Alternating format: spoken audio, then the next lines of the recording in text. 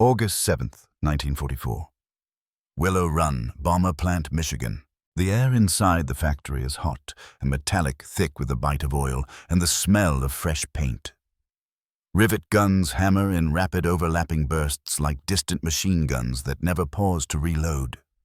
Overhead, long rows of lights run into a gray haze of cigarette smoke and aluminum dust until they vanish. And beneath them, stretching farther than the eye can follow, are bombers. You stand where the Germans stand on a steel catwalk that vibrates under your boots.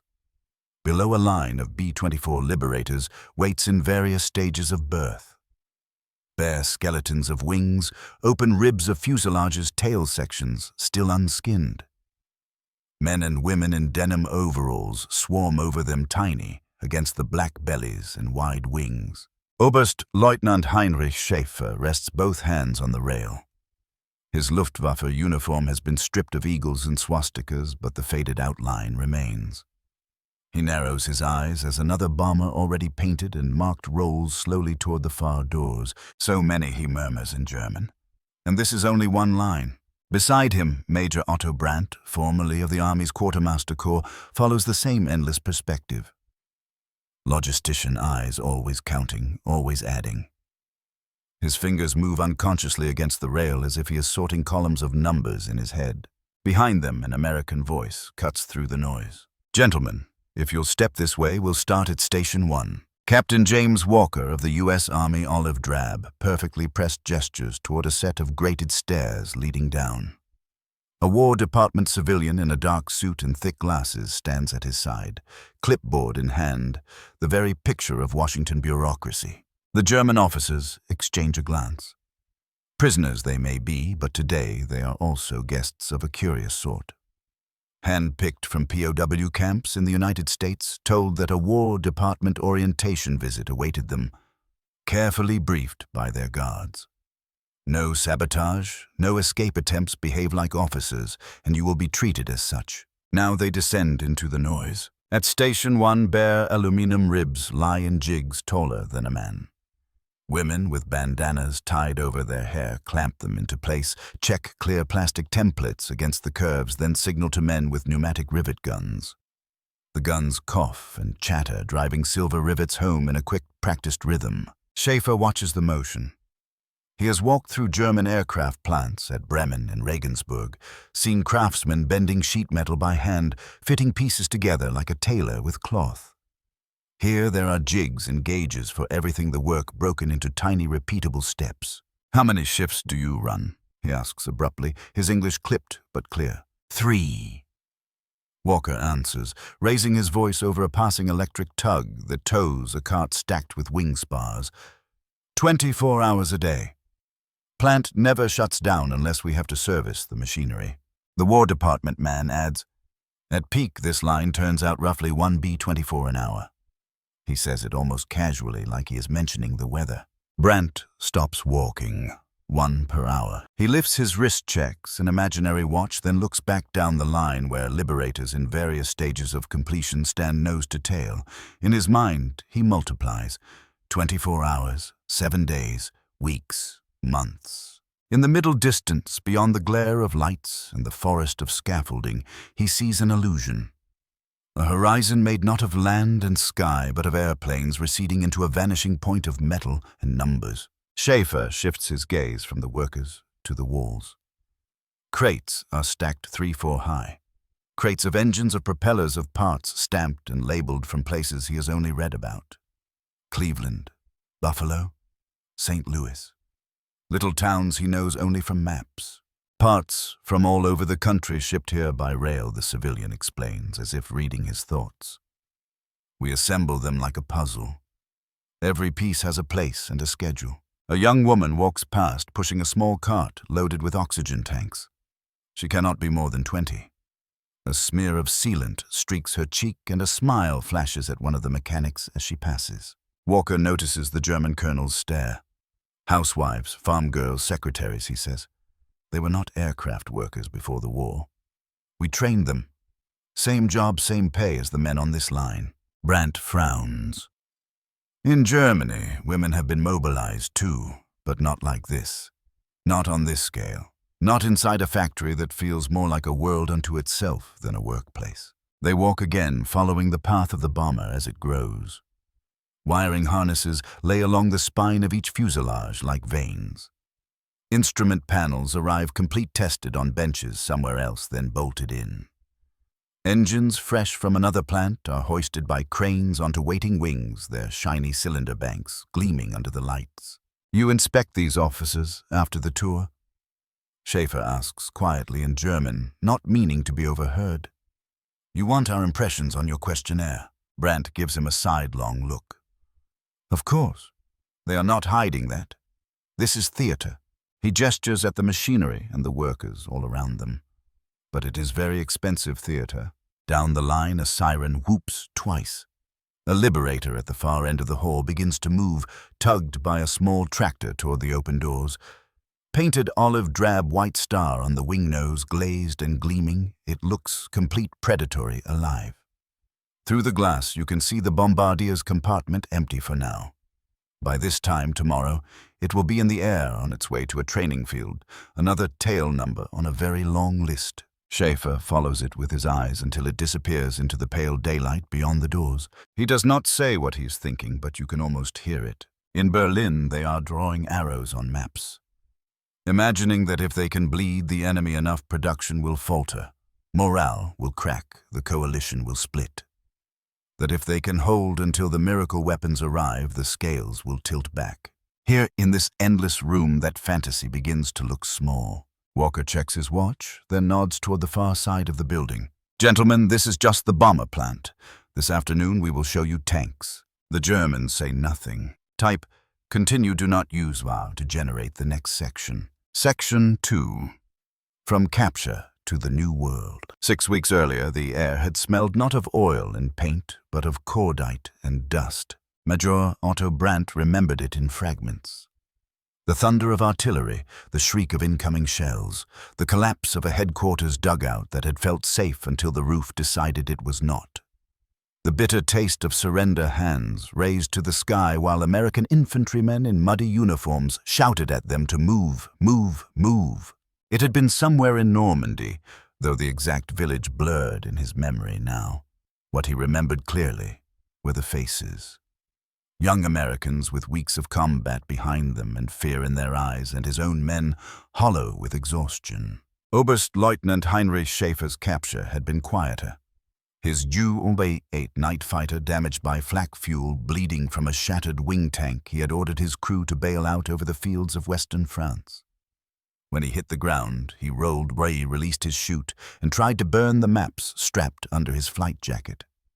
A farmer's shotgun leveled shakily at his chest persuaded him otherwise. 2 paths, 2 captures, 1 destination. The journey to America began in crowded cages near the beaches, then bigger enclosures, further inland oceans of barbed wire and tents. Rumors spread faster than official orders.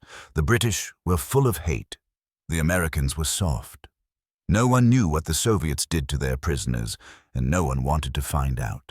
At Cherbourg, the officers were separated and marched up a gangway into the belly of a Liberty ship. The hold stank of sweat and rust, the sea and the sharp tang of new paint. The guards were young Midwestern accents, thick uniforms, clean. They searched the Germans thoroughly, took knives, lighters, anything that could be turned into a weapon, then herded them into wire cages welded to the deck. On the second day at sea, Schaefer found Brandt sitting with his back to the steel knees, drawn up a small notebook hidden in his hands. "You are writing?"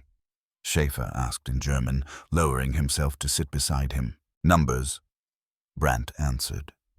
"What else do I know how to do?" He had been counting the planes that passed overhead. Long strings of them, mostly 4-engined bombers, droning toward Europe contrails, streaking the sky in tangled white lines. From the deck of the slow-wallowing freighter, they seemed unstoppable. Over the channel. "Yesterday I saw 2 streams," Brandt said, "one returning, one outbound. I tried to estimate how many.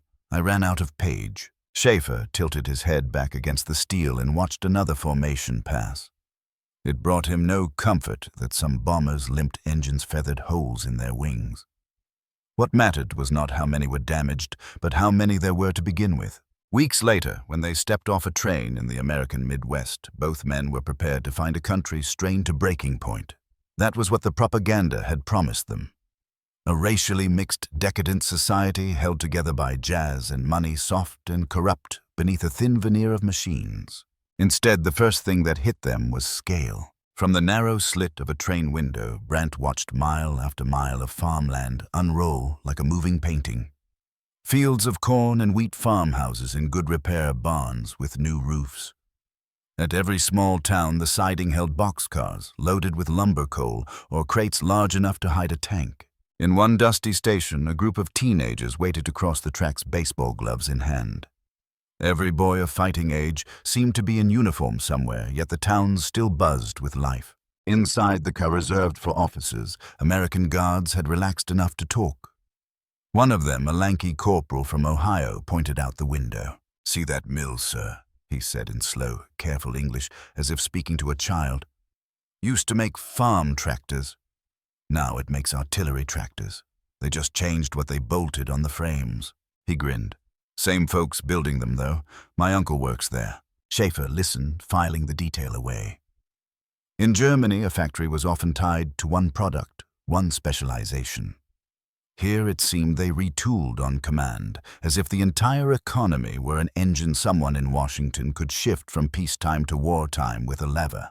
The POW camp that received them was surrounded by barbed wire, but inside the barracks were clean and solid. Wooden bunks with mattresses. A mess hall where the food, though simple, came in portions that made some prisoners stare in disbelief. Canteens where, with their small wages for labor, they could buy cigarettes, soda, even ice cream. Wikipedia. Brant, who had seen ration cards and empty shelves back home, watched a fellow prisoner hold up a chocolate bar like a relic from a lost age. "If they treat their prisoners like this," the man said softly, "how do they live themselves?" Over the next weeks, Americans interviewed them one by one. The questions were always similar. What did you do before the war? What unit were you in? What factories had you seen? Then a new offer arrived. Certain officers, men with technical or logistical backgrounds, were invited to a special program. No details at first. Just the promise that it involved travel away from the camp, that the Geneva Convention would be respected, that refusal would not bring punishment. Brant hesitated. "What do they want from us?" he asked Schaefer as they stood at the wire, watching a column of prisoners march out to work on a nearby farm. "Information," Schaefer said, "but a different sort, not about units or guns, about what we think." He looked out over the flat Midwestern landscape where another train line cut across the horizon. A freight train rattled past every car loaded to the top. "They want us to see something," he said quietly, "and then they want to listen when we talk about it." Days later, they boarded another train, this one smaller, guarded by MPs with pistols on their hips. The windows were not barred. As the train rolled east toward Michigan, the yards they passed changed. More oil tanks, more boxcars, more cranes. Smoke from factories lay in low bands over the towns, and on one siding they saw something that made everyone lean to the windows. A line of flat cars, each carrying the hull of a tank. Turrets removed for transport guns wrapped, they still looked menacing even in pieces. Schaefer's jaw tightened. He knew armor production was high in the United States, but seeing tanks shipped like farm equipment shook him. He did not know yet that the factory they were heading toward could treat bombers the same way. Type, continue, do not use ORC to generate the next section. Section 3. Lessons in mass production. Back in the bomber plant, the tour moves on. They reach the midpoint of the line where the B-24s first start to look like aircraft rather than skeletal frameworks. Wings mated to fuselages, tails rising in twin fins, landing gear attached. Aluminum skin covers more and more of the structure edges, smoothed rivets forming neat, glittering rows. Here the noise is different. Less hammering, more testing. Technicians in white coveralls bend over open panels with clipboards and gauges. They plug cables into sockets, flip switches, watch needles twitch. Every system is checked here, the civilian explains, raising his voice just enough. Hydraulics, electrics, radios, oxygen. If anything fails, the plane is pulled off the line and sent to rework. We do not want surprises in the air. Brant walks close enough to one wing to run his eyes along its length. A stencil near the root catches his attention. Ford Motor Company, he reads. Dearborn, Michigan. Ford Schaefer echoes, eyebrows climbing. The auto firm. Walker smiles. The same. They built this plant. The colonel remembers grainy propaganda newsreels from the 30s. American cars as symbols of decadence, heavy and wasteful. Now the company that made them is stamping out bombers like sedans. How long did it take to build such a factory? Schaefer asks. About a year for the main structure, the civilian answers. We kept expanding after that. More floor space, more jigs, more workers. Brandt thinks of German plants, uprooted and relocated to caves after the bombing raids. Secret programs dispersed in forests, parts shuttled in trucks at night. You must have had shortages, he says. Steel rubber fuel. We all do. The American shrugs. We rationed civilians. Gas, tires, meat, sugar. But we planned for this before we were in the war. These plants have priority. So do the railroads that feed them. They pass a wall chart the size of a truck covered in colored lines and small metal tags that can be moved along them. At the top in big letters are the words, production schedule. Colored bands represent subassemblies, each tagged with dates and quantities. On another board, rows of numbers track output by week. Schaefer stops, unable to help himself. May I, he asks. The civilian nods. The Luftwaffe officer scans the chart. Production goals. Actual figures. Small annotations in pencil where targets were missed or exceeded. The scale makes his stomach tighten. Hundreds of aircraft per month from this plant alone. Multiple plants feeding the same bomber program across the country. These numbers are not for show, he asks. You could have prepared a special board for us. We did not, Walker says. Those charts are for the people who actually run this place. The manager, the line foreman. They live and die by them. He points toward a glass-walled office above the floor where men in suits lean over desks piled with papers, phones pressed to their ears. Below, a foreman in a cap barks orders, sending a team with a hoist to another station. It is not just the machines, Walker adds. It is the organization. When a bolt is missing in Station 7, someone in Station 1 feels it. Even the guy sweating in a rail yard in Chicago gets the message eventually. From the far end of the hall, a radio plays faintly, almost lost in the noise. A jazz-tuned trumpet bright against the drone. A worker hums along as he tightens a line of fasteners on a bomb bay door. To Schaefer, it is unnerving. In Germany, the war is a grim, all-consuming presence. Here, amid production on a monstrous scale, people still whistle, still joke, still live. The war feels like another job to be done well, not a desperate struggle. They climb a metal staircase to a narrow catwalk that runs close to the ceiling. From here, the whole factory floor spreads out beneath them like a living map. From up here, Walker says you can see the flow. He is right. Brandt traces it with his eyes. Raw parts enter from one side on flat cars and trucks. Subassemblies roll toward the center on dollies. Finished aircraft move slowly toward the far doors pulled by tractors. Each plane starts as 13 major subassemblies, the civilian explains. Those are built in parallel, then brought together at defined points. That lets us do as much work as possible at once, instead of waiting for one step to finish before starting the next. Brandt imagines German plants he has seen. Workers clustered around a single airframe, moving from task to task like craftsmen. That is how you build a fine machine in peacetime. It is not how you build 1,000 machines while fighting a global war. A sudden roar rises as one of the engines on a nearly completed bomber coughs to life for a test run. The entire catwalk trembles as the 4 propellers spin, wind whipping at loose paper and clothing. Schaefer grips the railing, the rush of air and sound triggering memories of runways in France, of night takeoffs into black skies. They will send that one to England, he says half to himself. It will join a group of hundreds. It will be one more set of bombs falling on Kassel or Berlin or Dresden. Walker hears the names and says nothing. Instead, he nods toward the distant wall where large posters hang. One shows a Liberator flying over a stylized map of Europe, bomb bay doors open. Another shows a smiling woman riveter, sleeves rolled up below the slogan, "It is up to you." Most of these people have never left Michigan. the American says. They have never seen your country. But every rivet they put in, they know where it will land. For the first time since entering the plant, Brandt feels something like vertigo. He has spent his career making sure German units received ammunition, spare parts, fuel. He has calculated train loads and tonnages, argued with factory managers about quotas that could not be met. Here in this mile-long hall, filled with bombers, he realizes that his war was fought with too few numbers on the wrong side of the equation. Type continue do not use to generate the next section. Section 4. Tank ships and the wider machine. In the afternoon, the convoy of olive-drab buses pulls away from the bomber plant and heads across town. The German officers sit two to a bench, guarded by MPs whose boredom seems to outweigh any fear of escape. Outside, the landscape is an industrial maze. Railroad spurs crisscross like veins feeding brick factories and steel-framed sheds. Smokestacks rise behind rows of modest houses, their small yards tidy laundry, flapping on lines. Detroit. Arsenal, tank plant Walker says as the bus slows. You will like this one, Major Brandt. The phrase is lightly spoken, but everyone on the bus hears the edge in it. The plant's interior is different from the bomber hall, but carries the same sense of scale.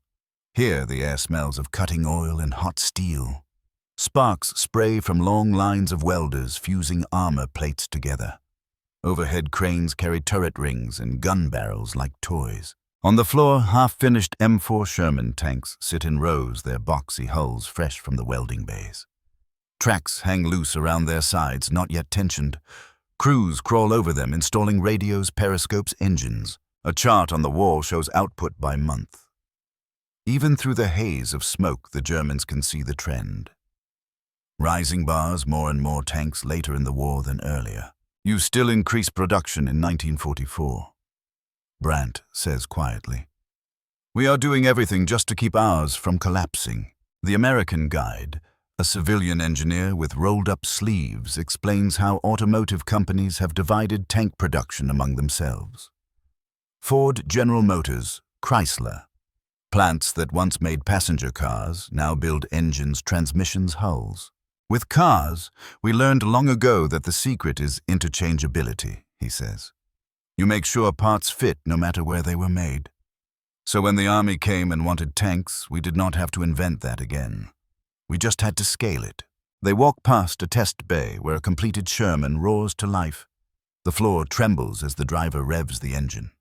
Treads squealing briefly against steel. At the far end of the hall, a large bulletin board carries snapshots sent by soldiers overseas. Tanks in hedgerows, tanks in desert sand, crews lounging on turrets, grinning in the sun. Underneath, hand-lettered captions give unit names, places, dates. For a moment, the war shrinks again to individuals' faces on glossy paper. Then Brandt steps back and sees the whole board, dozens of photos, each representing a machine that began life in halls like this. From Detroit, the tour moves to a projection room rather than another plant. The Germans are seated in theater chairs, guards at the walls as the lights dim. On the screen, newsreel footage unspools. They see Liberty ships sliding down greased ways into water bow, waves towering. Launching ceremonies happen so often the speeches blur together. The narrator's voice, confident and brisk, explains that a standard freighter hull can be built in weeks, not months. That some yards compete to break records, finishing ships faster and faster. Revitas hammer in shipyards as cranes lower prefabricated sections into place like giant building blocks. Workers in hard hats and heavy coats scramble over the growing hulls. On the Atlantic, the English-language voice intones our shipyards replace vessels faster than the U-boats can sink them. The phrase makes Schaefer's jaw tighten. He has comrades in the Kriegsmarine. Men who believed that strangling Britain's supply lines would end the war. Now he watches welders in Portland and Richmond and Baltimore and New Orleans, and the math is merciless. Even if every torpedo hits, even if every patrol is successful, the river of ships will not run dry. The film shifts to aerial views of American cities. Rail yards filled with freight cars, highways crowded with trucks, grain elevators standing full beside endless fields. Between reels, the lights rise enough to see faces. Some German officers stare stonily ahead, refusing to react. Others cannot hide their unease. A few lean toward one another, murmuring the words unglaublich and unvorstellbar, cropping up again and again. Unbelievable. Beyond imagining. When the show ends, the War Department civilian turns in his seat to face them. "Gentlemen," he says in careful German, "you have now seen a small part of what our country is doing. Not everything. Just enough we hope to give you an impression." He spreads his hands. "We know you are officers, professionals. Whatever else you may be, you understand logistics and production. We would like you to answer some questions tonight. In writing. Tell us how you think this will affect the war." In the bus on the way to their temporary quarters, a converted barracks some miles away, the Germans sit in heavy silence. "What will you write?" Schaefer asks Brandt eventually. "The truth," Brandt replies. There is no advantage now in flattery or lies. He stares out the window at another rail yard as they pass. Rows of boxcars wait doors closed, destinations chalked on their sides, cold steel machines. Each one a fragment of a vast mechanism that has only just started to spin at full speed. "When I was in Staff College," he says slowly, "they taught us that in war the stronger economy has an advantage, but that will and leadership can compensate. I believed that. Perhaps it was true once." He turns back to Schaefer, eyes tired. "But there comes a point where the numbers are simply too big. Where you cannot bomb enough factories, sink enough ships, shoot down enough bombers to change the outcome. You can feel the moment sinking in not just for him, but for many of the men on that bus. It is not yet surrender, not yet acceptance. But something inside them has cracked. Type continue, do not use try to generate the next section. Section 5. Night in the camp. That night, the temporary POW compound feels oddly quiet, despite the murmur of voices in the barracks. The camp is a simple rectangle of wire and floodlights thrown up on the edge of a training ground.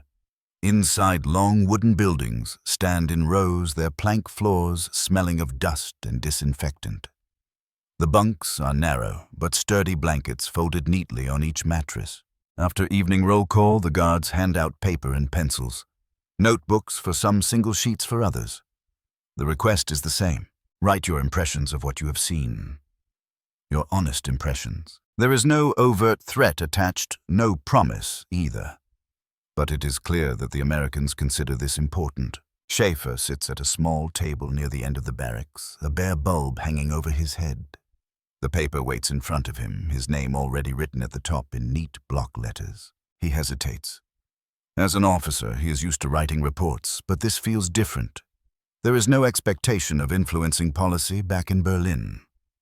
This report will go into American files, perhaps read by men in Washington who will use it to sharpen their own plans. Brandt at the next table has already begun. His pencil moves quickly, the lines of his face tense but focused. "What do you say?" Schaefer asks finally. Brandt does not look up. "I describe what I saw. The capacity, the organization, the fact that they are still increasing production while we hide machines in forests." He pauses, then adds more quietly, "I will write that to continue the war in hopes of outproducing this is madness." Across the room, a younger officer slams his pencil down. "This is propaganda," he snaps in German. "They show us their best, they hide the rest. In Germany, we are not beaten yet. The new jets, the V weapons, they will change everything." Another man, older, with the insignia of an artillery colonel, shakes his head. "I saw their eyes in those factories," he says. "They are not afraid. They are not tired the way our people are tired. And they have food in their bellies when they work." He looks at the younger man with a weary kind of pity. "You may write what you like. But when the bombers come in waves and waves and waves, remember the room we stood in today." Outside, the camp settles under a sky hazy with the glow of distant cities. In the guard tower, an MP leans on his rifle and listens to the hum of insects. In a small room off the command hut, 2 American officers sit at a table with a microphone and a reel-to-reel recorder. The barracks is wired, the conversations inside transmitted in low, crackling whispers. The men listening are not interested in tactical secrets tonight. They know they will hear none. What they want is tone. Despair or defiance. Hope or resignation. On the tape, Schaefer's voice comes through faintly. I flew over Coventry, he is saying half to himself, over London. We thought we were showing them what German industry could do. We were proud of our efficiency. There is a pause, a scrape of chair legs. And today I saw a room that could build more bombers in a month than the Luftwaffe has operational night fighters. Brandt's reply follows. Then you understand. This war is now about who can keep the assembly lines moving longer. Not about courage, not even about tactics. Simply about who runs out of steel and fuel, and young men first. The American lieutenant monitoring the recorder glances at his superior. Sounds like the message is getting through, sir. The older man, a colonel from military intelligence, nods slowly. Yes, but do not mistake that for an immediate surrender of their souls. A professional can see defeat coming and still fight sometimes harder than before. He taps ash into a tray. What matters is what they tell themselves when they go home after this war. Whether they cling to myths about being betrayed, or whether they remember standing under our assembly lines. Back in the barracks, the younger officer who spoke of jets and V-weapons has gone quiet. His bravado has drained away as the words of the older men sink in. Schaefer finishes his report with a final sentence that he hesitates over, then leaves on the page. Germany may still win individual battles, he writes, but in the face of such industrial capacity, victory in this war, as it is currently fought, appears beyond reach. He lays the pencil down and stares at the words.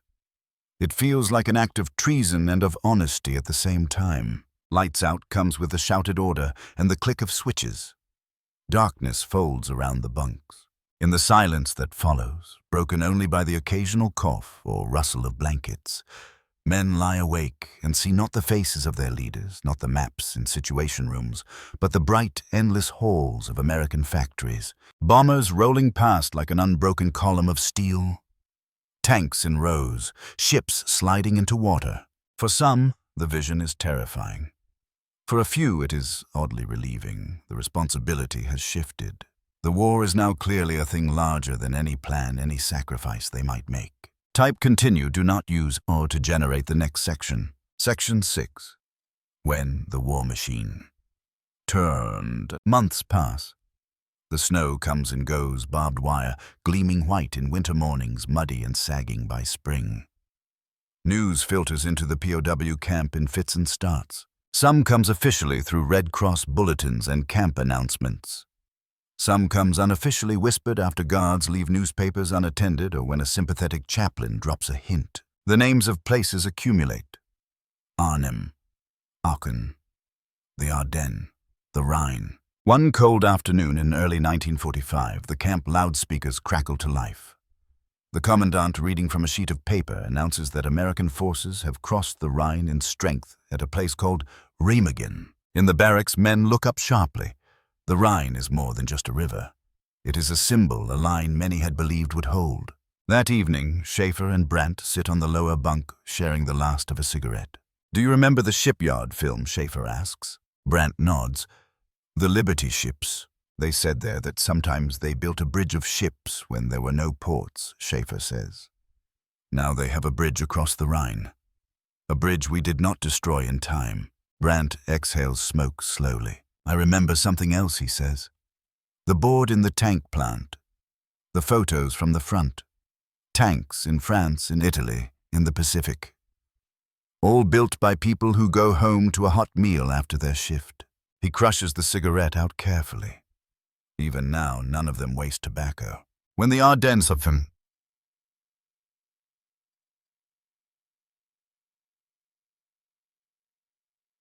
began, he continues. I allowed myself a brief hope that perhaps a blow in the west could force a negotiated peace. Then I remembered that factory, that hall of bombers. I knew it could only be a delay. Schaefer leans back against the rough wood. I used to think, he says slowly, that technology would decide this war.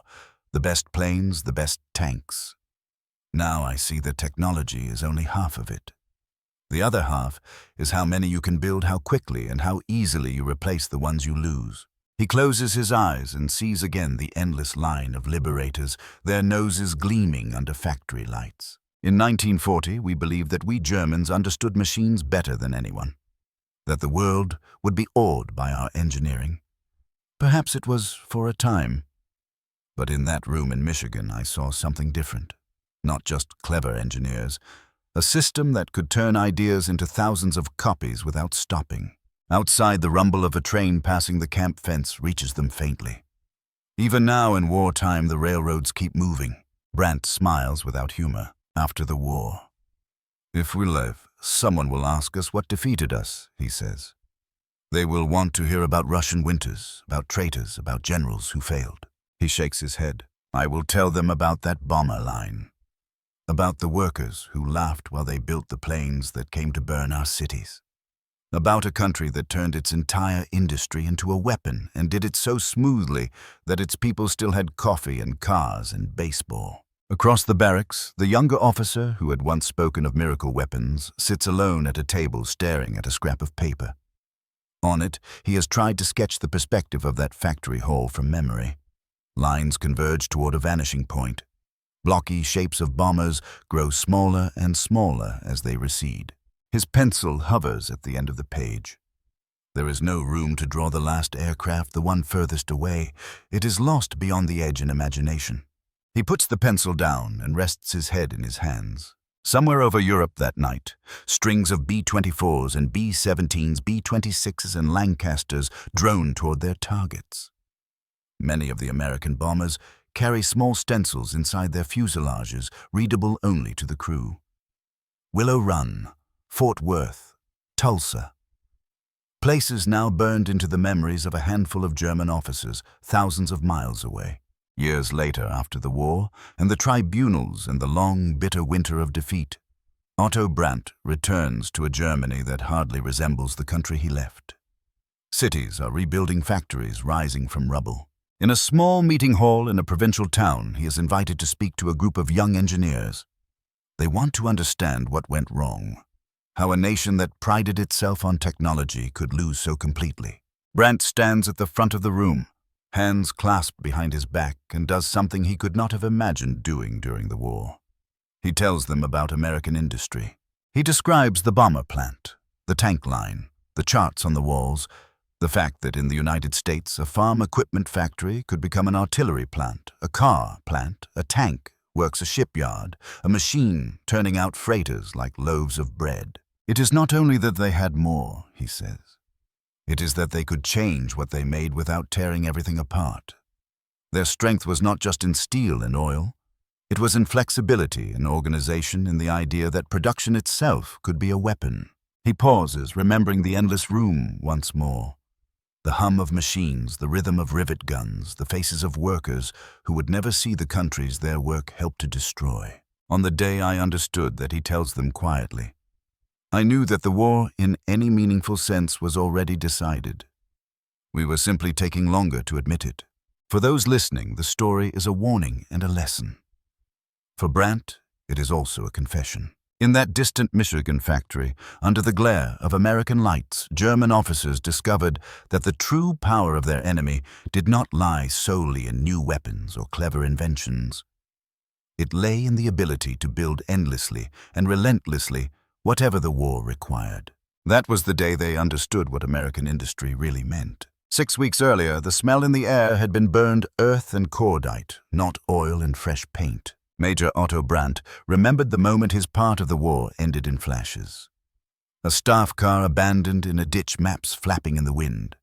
The crash of shells stepping closer, each one pounding the clay walls of the regimental command post. The shout in the tunnel that the Americans were in the next village. Then the order he had never expected to hear in his life. White flags. Show them we surrender. He had walked out of a ruined farmhouse with his hands raised high mud up to his knees, his field gray coat stiff with dried sweat. Across the lane, American infantry in mottled camouflage watched him over the sights of their rifles. Young men, tired, jumpy fingers tight on triggers. Oberstleutnant Heinrich Schäfer's capture had been different. No surrender order, no white flags, just a wounded sky. His Ju-88 night fighter had taken a flak burst under the right wing on the way back from a mission over the channel. Fuel hemorrhaged in a shimmering stream, engines coughing. He remembered shouting at his crew over the intercom, the rush of cold air when the hatch blew, the violent spin of darkness and stars. He hit the ground in a French field hard enough to feel something crack in his ankle. By the time he had limped out of his parachute harness, a farmer and his teenage son stood 10 meters away, a shotgun shaking in the boy's hands. They did not speak German, but the message in their eyes was clear. The war was over for him. Different days, different corners of the collapsing Reich, same destination. Their route to America began in cages thrown up within sight of the front. Barbed wire mud and the constant thump of artillery somewhere beyond the horizon. There were British guards at one place, Americans at another. Names of Normandy villages blurred together after a while, one huddle of ruins looking much like the next. At Cherbourg, the officers were separated, counted, searched with professional thoroughness. Belts, knives, lighters, even fountain pens went into canvas sacks. Then came the climb up a metal gangway into the belly of a Liberty ship that smelled of old cargo and fresh paint. They were herded into a hold divided by tall wire cages. The steel plates of the hull sweated with condensation. When the engine started, the entire world vibrated. On the second day at sea, Brandt noticed the others staring upward, faces lit by a strange light filtering through the open hatch. He edged to the gap in the wire and tipped his head back. Far above, across a strip of sky, ran slow-moving beads of silver. A formation of 4-engined bombers, dozens of them engines, beating a steady pulse that penetrated even the groan of their own ship. He began to count instinctively. 1, 5, 10, 30. The formation passed. Minutes later, another took its place. Then another. Contrails braided into a white net. Schaefer drifted to his side, one hand on the wire to steady himself against the ship's roll. Homebound, the Luftwaffe officer muttered.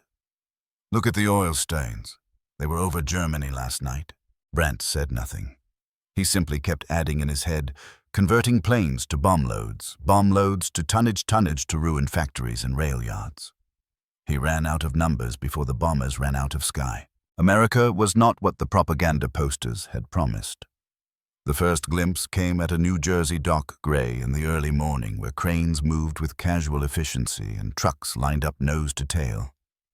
There were no ruins, no piles of rubble, just warehouses and rails and men in work clothes moving cargo with practiced speed. The train that took them inland had barred windows, but the bars could not hide the view. Brandt watched fields unroll in long green carpets, farmhouses, freshly painted barns with new roofs that did not sag. Grain silos stood full. At small town crossings, cars waited polished and clean even under a film of dust. In one siding, a boy in overalls held up a newspaper as the train clattered past. For a heartbeat, Brandt saw the headline in English blocky letters he could still make out. "Nazis driven back." He turned away and fixed his eyes on the floor. The POW camp in the Midwest surprised them again. The wire was real enough, the guard towers and the machine guns too. But inside, the barracks were tight and well built, the bunks had mattresses, and the mess hall smelled of something German soldiers had almost forgotten existed in quantity. Food, thick slices of bread, meat that was not all bone and gristle, coffee that was not made from roasted barley. A lieutenant from the camp staff made a little speech in halting German on the first evening. The Geneva Convention would be observed. Those who worked would be paid in canteen chits. No one would be forced to talk. No one believed the last part entirely, but the rest seemed undeniably maddeningly true. Weeks passed. Details settled work gangs to nearby farms, labor rosters, the small economy of cigarettes and favors. The Americans questioned officers, politely, repeatedly, always circling back to the same things. Where had they served? What factories had they seen? What did they know of steel output of tank models of aircraft plants? Then, one morning, their names were called in roll call and told to step forward. "Special program, gentlemen," the American captain said in passable German. "You will travel under guard. You will be treated as officers. There will be no attempt to make you informers against your comrades. You may refuse, but we think you will find it interesting. Curiosity is its own kind of leverage. On the train north, the scenery changed. The sea of farms gave way to smokestacks and rail yards. Strings of boxcars stood in endless rows, some stenciled with destinations like Detroit, Cleveland, Buffalo. Oil tanks squatted beside the tracks, black and glistening. Over one switching yard, a haze of brown smoke hung like a low ceiling. At a junction, their train slowed. From the window, Brant spotted a line of flat cars clanking past on the adjacent track. On each sat a squat steel hull, angular and thick-plated primer red beneath patches of olive drab. Tanks, stripped of turrets for transport, but tanks all the same. He watched them roll by one after another until the last car disappeared around a bend. "That is only one train," Schaefer said quietly beside him. "How many more run every week?" Brant did not answer.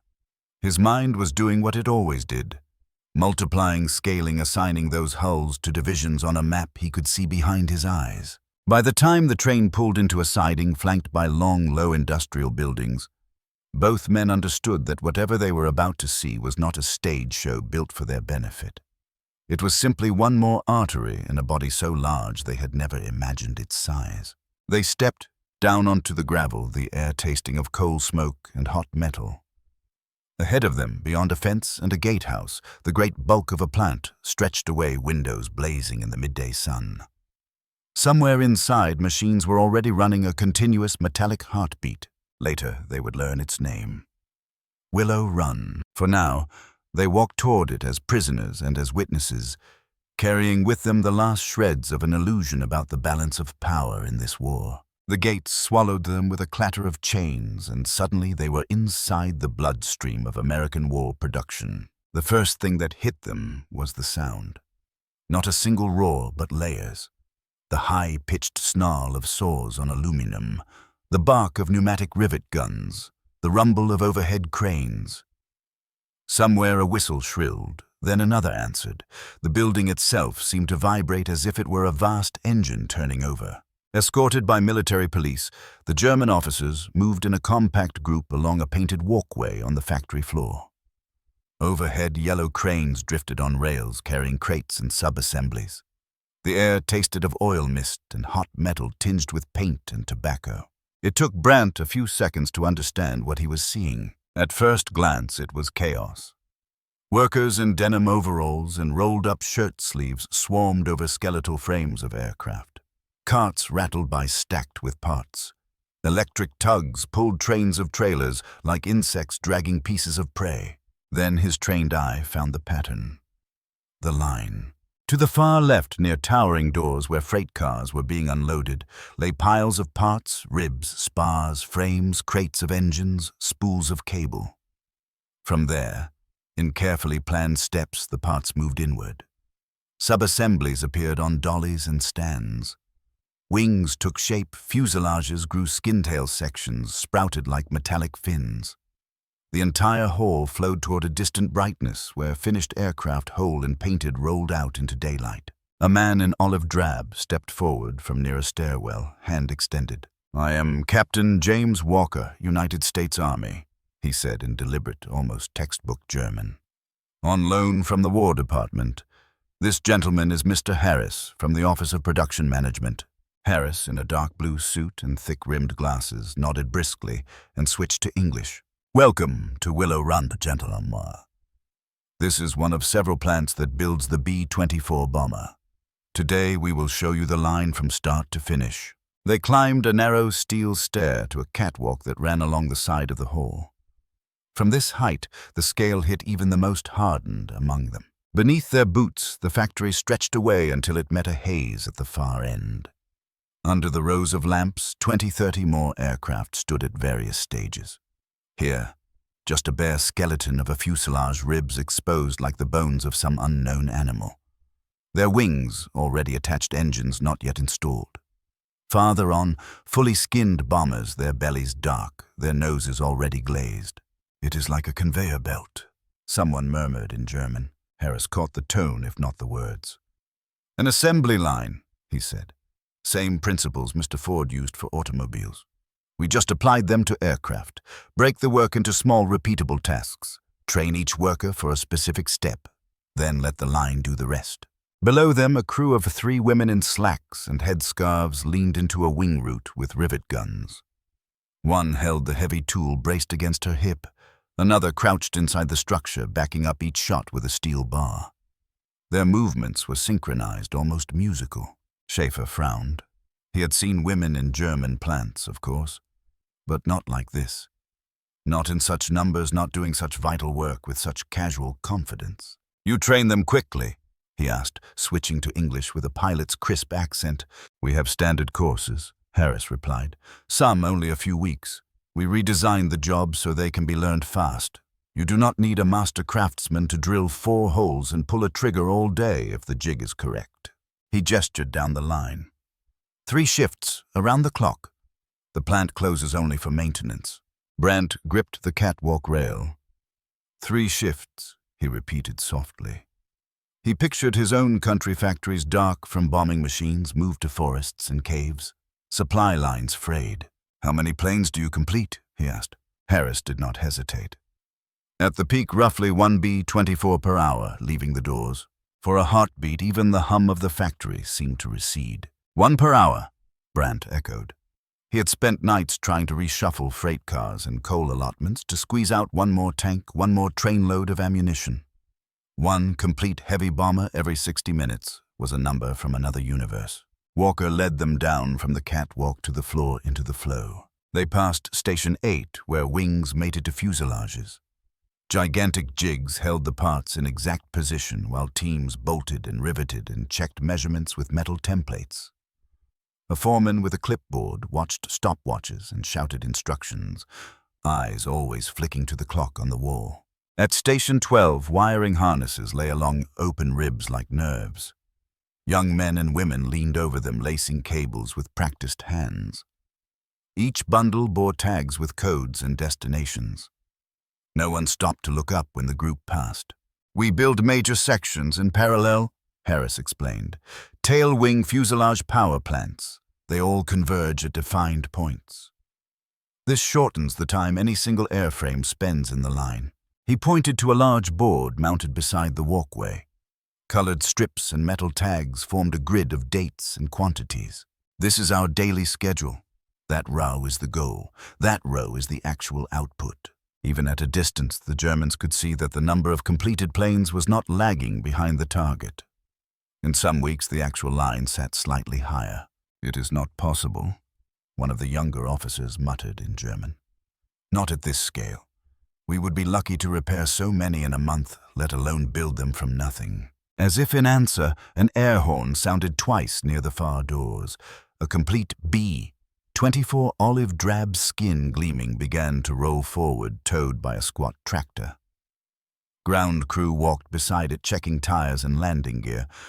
On its nose, a crew chief had chalked a temporary nickname in big letters, a joke that made nearby workers grin. Sunlight slashed in through the open doors as the bomber crossed the threshold. For a moment, its wings cast a shadow over the faces watching from inside. Schaefer followed it with his eyes until only the tail remained visible. He thought of the long rail journey that had brought him here, the contrails over the Atlantic of burned German cities. "How many plants like this?" he asked suddenly. Harris answered without pride or apology. "Enough, and more airframe factories that do not look like this at all. Conventional layouts, smaller lines for fighters, for medium bombers. This is one piece of a larger system." The word system lodged in Brandt's mind like a shard of glass. He had always believed Germany had a system. Numbers on charts, arrows on maps, quotas from ministries in Berlin. But in practice, it had been improvisation and crisis management shortages patched with orders marked urgent and highest priority. Here, production was not an emergency. It was the normal state of being. They moved on deeper into the hall, into louder noise and brighter light, into a place where the war he thought he understood was being fought with tools he had never truly seen before. By early afternoon, the bombers no longer surprised them. They still awed, still intimidated, but the shock had dulled into a heavy, grinding respect. On the bus ride across town, the factory noise lingered in their ears as a phantom hum. The convoy of olive-drab vehicles threaded through a landscape that seemed built entirely for movement. Rail sidings, truck lots, fuel depots, rows of small brick houses strung along streets like beads. Schaefer pressed his forehead lightly to the glass. Smokestacks rose behind neighborhoods where children rode bicycles and women carried shopping bags. No bomb scars, no walls propped by timbers. Life and war existed side by side, and somehow both appeared to be winning. "Next stop is the tank plant," Captain Walker announced from the front, turning slightly so his voice would carry. "Detroit Arsenal. Different kind of production, same basic idea. Flow interchangeability scale." The word scale hung in the air long after he turned back. The plant gates opened on another world of noise and light. If Willow Run had smelled of oil and aluminum, this place reeked of hot steel and welding flux. Sparks fountained from long lines of workstations where men in heavy aprons leaned into seams, their visors glowing orange. The air trembled with the clank of plates and the echoing slam of giant presses. Inside, the officers were shepherded along another marked walkway. To their left, steel slabs lay in stacks, rust-red and massive. Ahead, those slabs transformed into cut plates, then into welded hulls, then into something unmistakable: tanks. At an early station, a crane lifted a hull sideways, swinging it gently onto a line of jigs. Teams of welders stepped in, torches sputtering. The seams glowed cherry red, then cooled into dark beads. "Our main product here is the M4 Sherman," their new guide declared.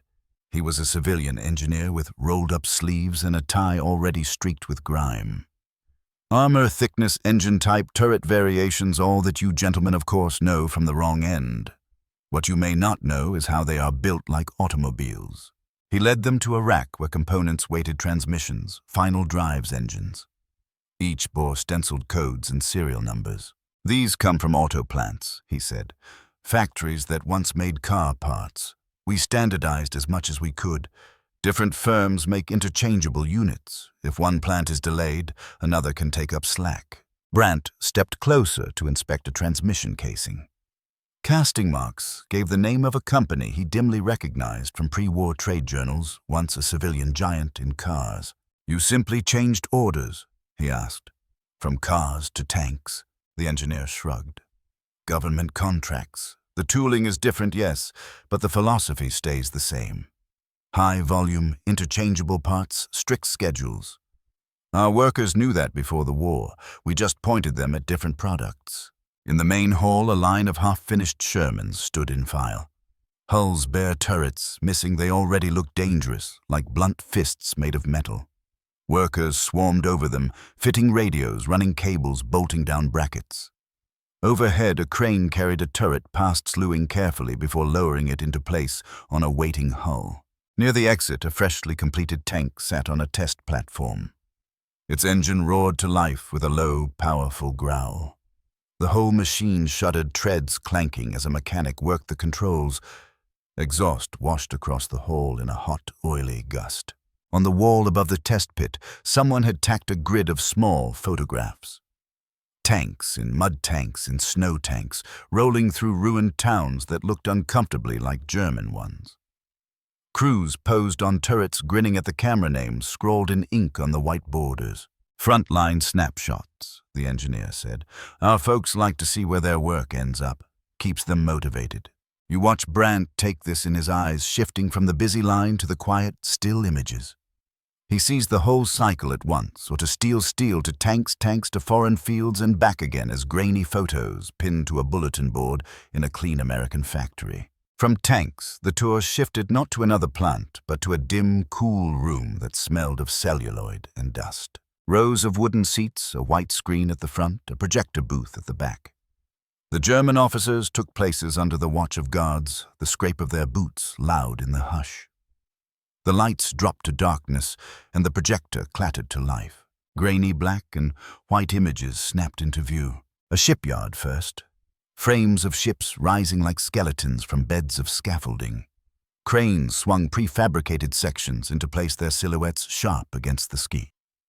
Workers in heavy coats hurried along narrow walkways, welding arcs bursting into sudden white stars. The narration boomed in confident English, a deep male voice. Liberty ships built on the American assembly line principle. From laying of keel to launch in a matter of weeks. In some yards, records fall as builders race to send more ships against the Axis. They watched hulls slide down greased ways, water exploding outward as each freighter hit the river. Yard whistles shrieked, bottles smashed against prows. It happened again and again so often the ceremony became almost mechanical. "A convoy lost," the narrator intoned. "We replace the ships, faster than they can be sunk." In the dim light, Schaefer's face tightened. He pictured the cold gray Atlantic U-boats hunting in packs, captains believing they could starve Britain into submission. On the screen, the United States flooded the ocean with steel. The film shifted. Overhead shots of rail yards clogged with freight cars, long lines of trucks on highways, warehouses surrounded by stacks of crates, docks piled with ammunition and vehicles waiting to be loaded. From farm and factory, from mine and mill, the products of American industry flow without interruption. To our own forces, to our allies, to every front of the global struggle. You could feel the message as much as hear it. This was not a nation straining at the edge of its strength. This was a machine geared up, humming, and still with room to increase revolutions. Between reels, the lights rose just enough to show faces. Some German officers stared stonily ahead, jaws clenched. Others leaned forward, as if trying to get closer to the logistics, to count the ships, the trains, the tanks. A few looked not angry, not defiant, but simply tired in a way that went beyond lack of sleep. The last sequence showed bomber formations from above, endless patterns of dark shapes moving across a cloud sea. Beneath them, tiny flashes marked bombs falling. The camera did not linger on impact. It did not need to. Most of the men in that room had seen the results for themselves from the ground or from the air. When the film ended, the lights came up fully. A War Department civilian seated in the front row turned to face them, folding his notes slowly. "Gentlemen," he said in careful German, "you have now seen only a portion of our war production. One aircraft plant, one tank plant, some shipyards on film. There are many others. We are interested in your professional judgment as officers who understand such things." He nodded toward the door. "Tonight you will receive paper and time to write. We ask for your honest impressions, no threats, no promises, only your analysis of what you have seen and what it means for the future course of the war." On the walk back to the buses, the noise of the projector still echoed faintly in their skulls.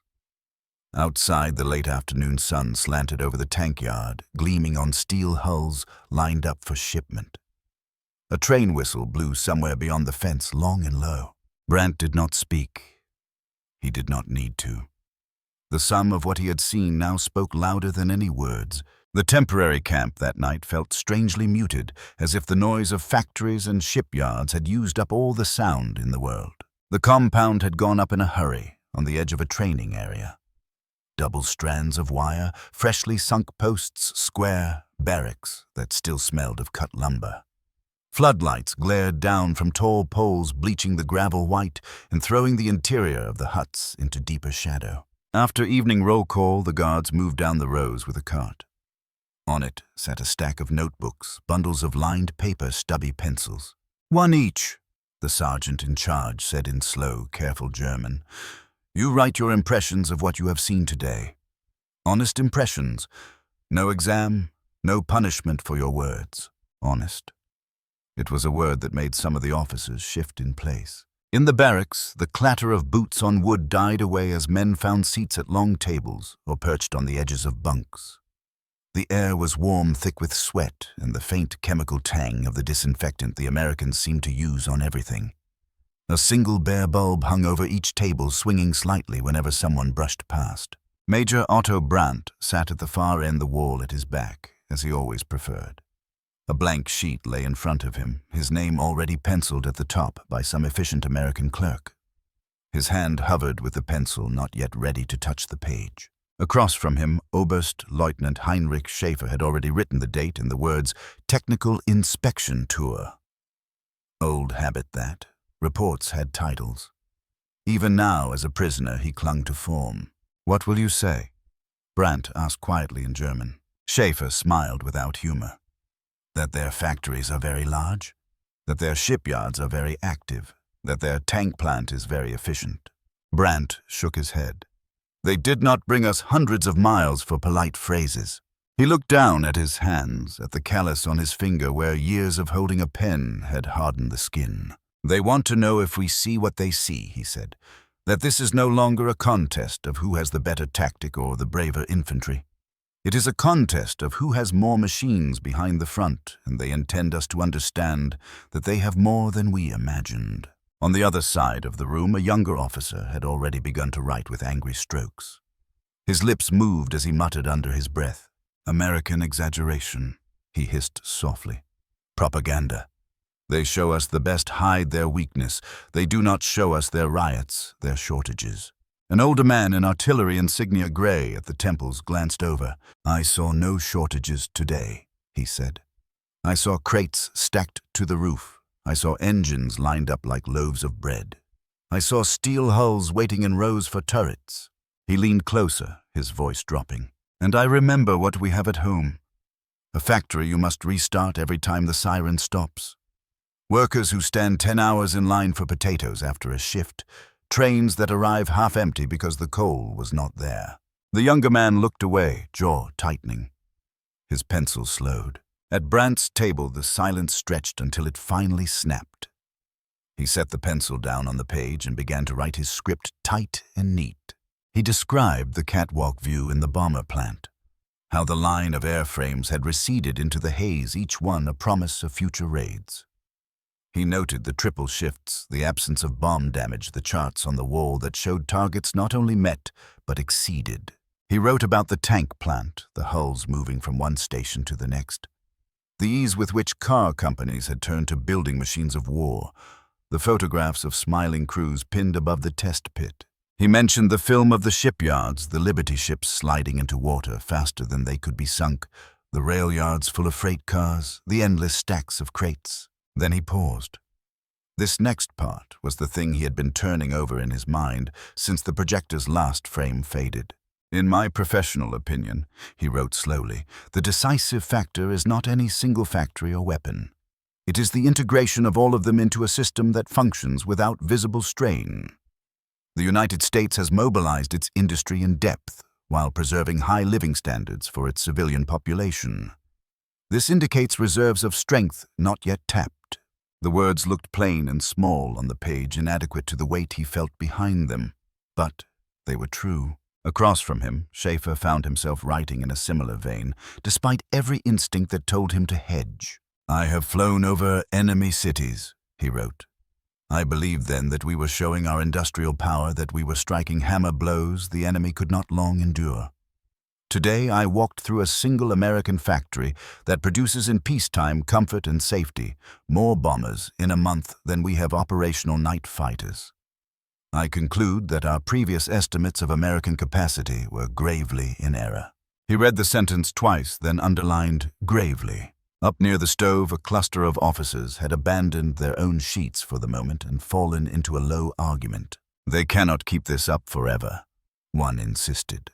"Their people will tire of rationing. Their politics will turn. There will be elections. And when that happens," another replied, "what then? They cut production by a quarter. By a third, they would still outbuild us, and that is, if they tire at all. Did you notice the faces in those plants? They were not beaten. They were not afraid.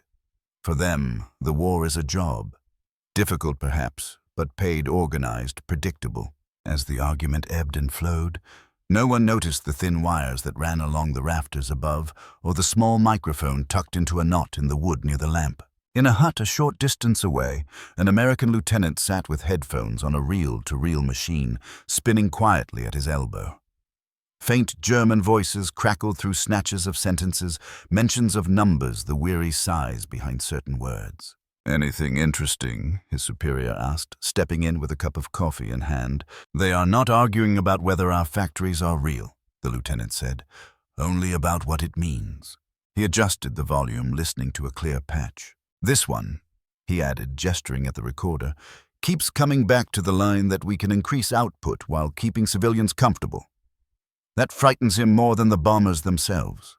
The older officer nodded. "Good. Then the tour is doing its job." Back in the barracks, the pencil scratched on. Paragraphs took shape, clinical descriptions mixed with flashes of personal reaction the writers might not even realize they were putting down. Finally, Brandt reached the end of his second page. He hesitated, then added a final line. Given current trajectories, he wrote, it is difficult to construct any scenario in which Germany can match or outlast American industrial output. Continuing to rely on production miracles on our side appears strategically unsound. He put the pencil down as if it had become heavy. Lights out came with a shouted order and the snap of switches. The bulbs died and the barracks dropped into thick darkness, broken only by threads of light leaking through the door cracks from the yard. On the bunks, men turned on their sides, pulled blankets up, tried and failed to leave the day behind. Some saw only the inside of their eyelids. Others saw the bomber line again, the tank hall, the ships sliding down ways. For the first time, more than a few of them dreamed not of victory wrested from the brink, not of last-minute weapons that might change everything, but of a future where the war simply ran out of German strength while the American machine kept turning. Winter came and went around the wire. Snow softened the angles of the fence, then melted into mud that clung to boots and tracked into the barracks.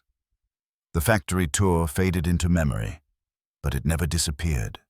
It sat underneath everything like a low background hum there, even when no one mentioned it. News seeped into the camp in scraps. A guard whistling a tune that had a new verse about the Ardennes. A chaplain slipping a folded newspaper into the hands of a German pastor. Red Cross bulletins pinned to the notice board in the yard. Names of places accumulated on the tongue. Budapest, Königsberg, Breslau. Then one raw March morning, a name that made the entire barracks fall silent. Remagen. Someone read aloud from a smuggled English language paper, struggling with the pronunciation. The Americans have crossed the Rhine. The Rhine had been more than just a river on campaign maps. For many of them, it was a childhood memory, a symbol, a line that existed in stories and songs as something that would always be held. In the barracks that night, under the swaying bare bulbs, no one raised their voice much above a murmur. They still have to fight through the rest of the country, one officer said. Rivers are not everything, but they still have tanks to spare. The artillery colonel replied, still have bombers to spare. Crossing a river for them is logistics, bridging ferries engineers.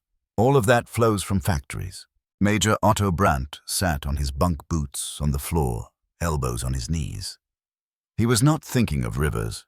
He was thinking of the tank hall and the photographs above the test pit of how many Shermans you would need to push bridgeheads outward and how easily this country could still build them. They have not slowed, he said quietly to Schaefer. If anything, what we saw was only the middle of the curve. Their production was still rising in the charts on those walls. Weeks later, on a soft May morning that smelled of wet grass and coal smoke, the loudspeakers crackled to life over the yard. The prisoners gathered automatically, years of roll call training drawing them into ranks. The camp commandant climbed onto the small wooden platform that served as his stage.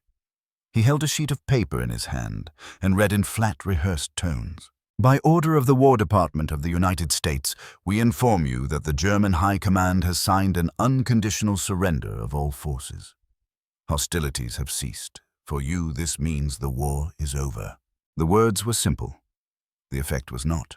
Around Brandt, men stood very still. One or two whispered something under their breath, a prayer or a curse.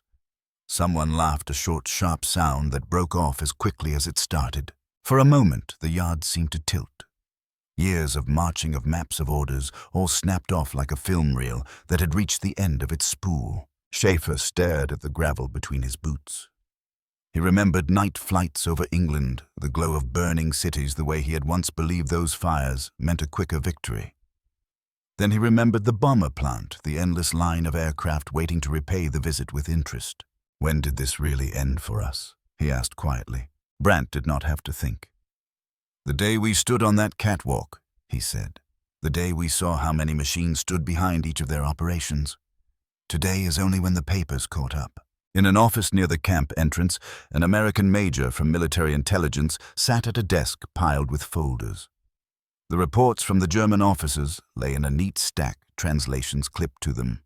Summaries had already gone to Washington. Phrases were underlined in red. Industrial capacity beyond our estimates. Ability to maintain output while preserving civilian standards. No plausible scenario for German victory if American production continues at present or higher levels. The major tapped a pencil against one paragraph, thinking of the men who had written it. Enemies. Yes, but professionals. Their reluctant acknowledgement was another data point in the War Department's graphs and charts, a human confirmation of what tonnage figures already showed. He closed the folder and reached for the next one. The war was ending. The work of understanding it had barely begun, months later. After processing centers and more questionnaires after train rides through a Germany, hammered flat. Otto Brandt stepped off a truck onto a street that had once been familiar. His hometown looked like it had been chewed and spat out. Facades were missing from rows of buildings, rooms open to the air like a dollhouse cut in half. The factory where he had once argued over coal allocations was a twisted skeleton of girders. Only the smokestack remained cracked but standing. He walked through streets he knew past people he did not recognize until he reached a square that had lost one side entirely. A blackboard had been nailed to a surviving wall chalked with notices.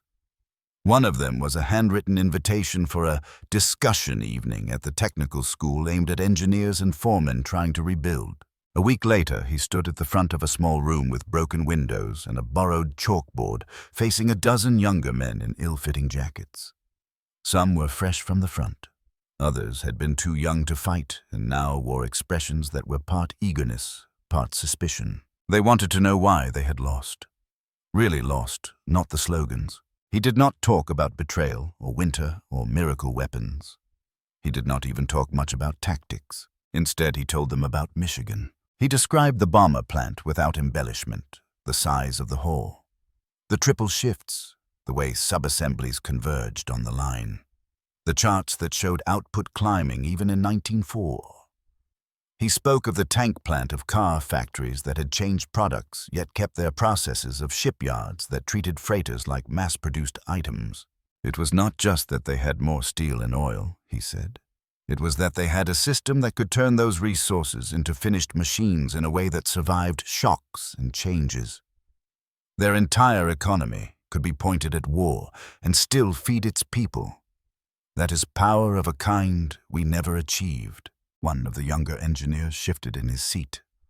So, we were doomed from the start, he asked. There was bitterness in his voice and fear of the answer. Brandt shook his head. Nothing is doomed from the start, but once the United States fully engaged, once its industry was turned to war, the burden on us increased beyond what we could sustain. Our leadership chose to fight a long war of material against opponents who had more of it and used it more flexibly. That is not fate, that is a choice that can be understood and not repeated. He paused, remembering the rows of B-24s stretching into haze. When I stood on that catwalk, he said softly, I realized that courage and skill which we had in plenty were now secondary. The war had become a contest of factories, of railroads, of shipyards.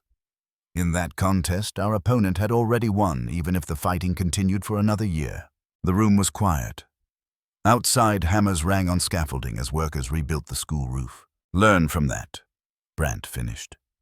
If we rebuild our country, let it be to support life, not to feed such a machine again. And if anyone someday speaks lightly of war, ask them if they have ever stood in a hall where bombers roll out 1 per hour and if they understand what that really means. Years later, when the raw memories had faded into history and new factories hummed with civilian goods, a few of those young engineers would find themselves reading about American industry from textbooks rather than from enemy reports. Some would travel stand in modern plants, see assembly lines that owed their existence as much to wartime lessons as to peacetime innovation. Somewhere in a filing cabinet in Washington, the old interrogation reports yellowed quietly. In one in a hand that had trembled just a little, a prisoner had written that the day he truly understood American industry was the day he understood that his own country could not win the war it had started. That realization, more than any single battle, was the turning point. The rest had been a matter of time trains and the relentless turning of assembly lines.